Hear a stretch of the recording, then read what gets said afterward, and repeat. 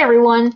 So one of the concepts that you're learning in this week's chapter is how we report and record crime statistics. So one of the ways that agencies report their information, and it's the oldest way, is through Uniform Crime Reports, which is otherwise known as UCR. It's collected by the FBI, and they look at specific categories, and we term those as Part 1 offenses. So you have murder, rape, burglary, robbery, assault, larceny, and then motor vehicle theft. Every agency that gets funding, which is all of them, they have to report their crime statistics typically on a monthly basis. And from there, the FBI compiles reports on an annual basis for how many crimes are occurring in any given area, as well as categories. So is the rape index crimes going up, or is it going down? Is it remaining the same? It's important that we study those things. They also look at how many offenses are cleared by an arrest. And when we say cleared, it means the case is closed and there's no more investigation to be done. So if you look at the chart on your screen, you would see that violent crime occurs, the violent crime arrest data, you're typically, if you're an offender, you're going to be arrested. Your likelihood of being arrested is very high if you commit any of these violent offenses.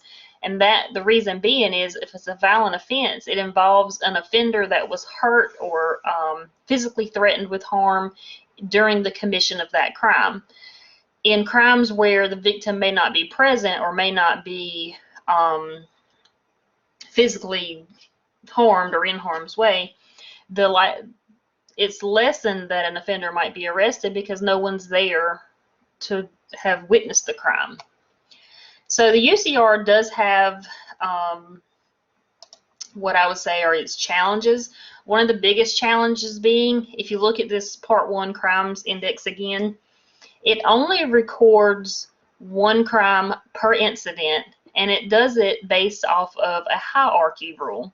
So what that means is if in one crime, in one incident, you have a murder and a rape, the police department is going to investigate both of those crimes. They may charge someone with both of those crimes, but for the purposes of UCR, they are only going to record for the crime statistics the most severe crime, which would be murder. So the rape, when we look at crime statistics, would not even be in the count. Now again, that's only for crime statistic purposes. It's not for is someone going to be charged. Of course they're going to be charged if they know who committed the rape and the murder. It could be two different people. So don't get confused there, but just want to explain to you that the crime statistics for a particular area may not be 100% accurate, because if you had 10 crimes in one incident, the UCR is only counting one of those, and that would be the most severe. So then a more detailed way of counting crime is what we call the NIBRS system, and that stands for National Incident-Based Reporting System. And it takes the UCR a step further and really brings it into modern times, where it looks at everything that happened during the incident. So not only does it count all of the crimes, it counts the arrest, but now it's including information about the victim and the offender. And that's important to know, so that, you know, as criminologists are really studying who is the likelihood to be a victim or who's most likely to be an offender, they need that information to help them make informed decisions. So then the other way that we get crime statistics is through the National Crime Victimization Survey. This one is seen as having the dark figure of crime, and what that means is someone may be a victim of a crime and never actually report it to their local law enforcement agency for whatever reason, but they are willing to put it down on a survey that comes in the mail and they send back that doesn't have their name on it. Sometimes victims don't report crimes because they don't see it as worth their time. if I live in the, and I used this when I was teaching down at Northside when I was living in a different area. I lived in the middle of a city that, you know, you don't leave anything laying out in your yard if you don't want it to walk off. So I would always tell the students, if I left a bicycle laying on the front yard of my house, I would not expect for it to be there later on that day or overnight. So if I came home and the bike was gone, I'm probably not going to waste my time calling the police department to say, hey, my bike got stolen. I left it out there on the curb. You know, the likelihood of them finding my bike is slim to none because everyone knows they're going to spray paint it as soon as they get it. And it's not worth it. Certainly, though, if your bike gets stolen, you know, you can report it, but I'm just speaking for myself there. So then other categories of crime that may not get reported is you think about a rape or some type of sex offense. The victim may be ashamed and not want to report it. The victim may be a child and unable to report it, and their caregiver doesn't report it to cover up something. There's any number of things going on of why people don't commit crime, or I'm sorry, why they don't report crime.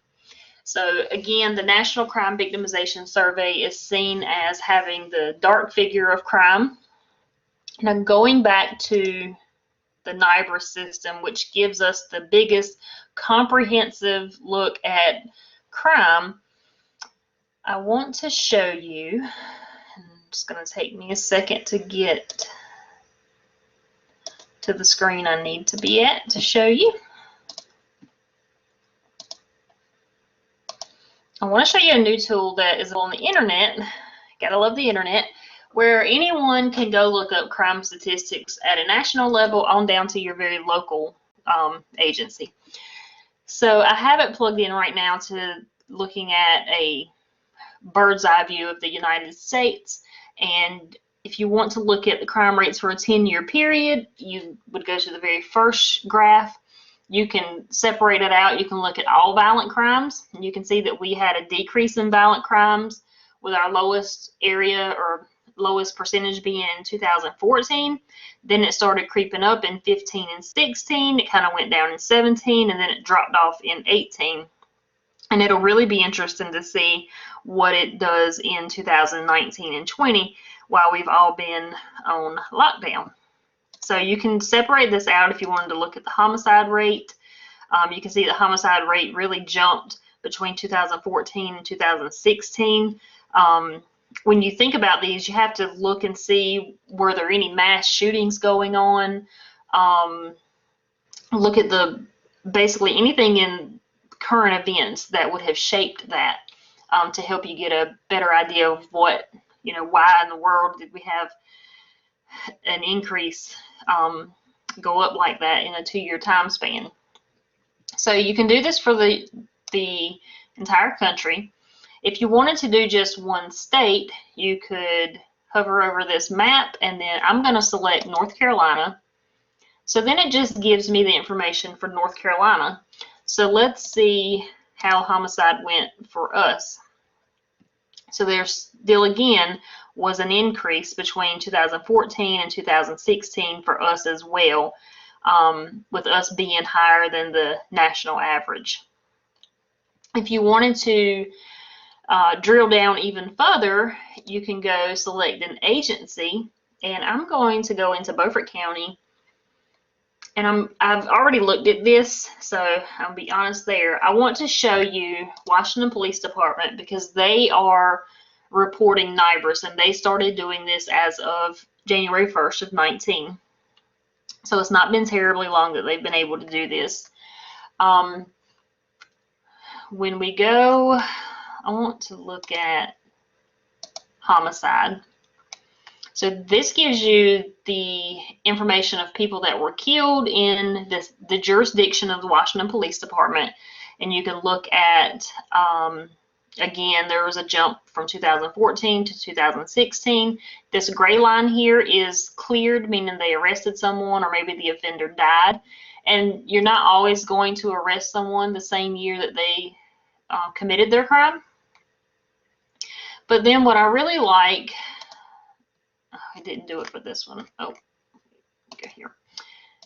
What I really like about this is it lets you drill down, because it is NIBRS, into the victim and the offender information. And I said that it's going to make me a liar.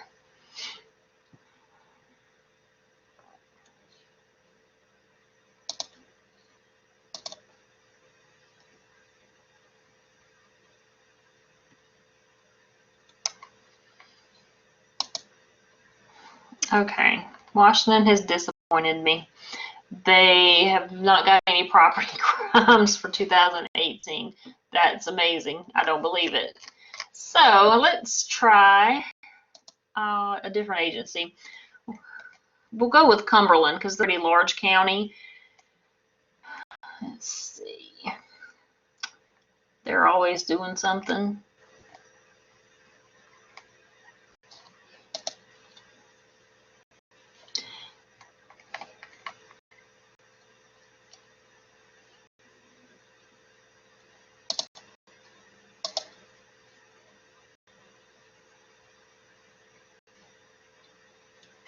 Okay, well, maybe North Carolina's not doing it at all. Let's look at the United States again. Y'all have to bear with me. This is the loveliness of recording from home.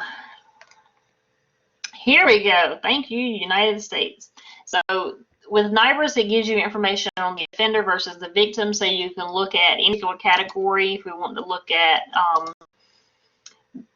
victims and offenders of burglary,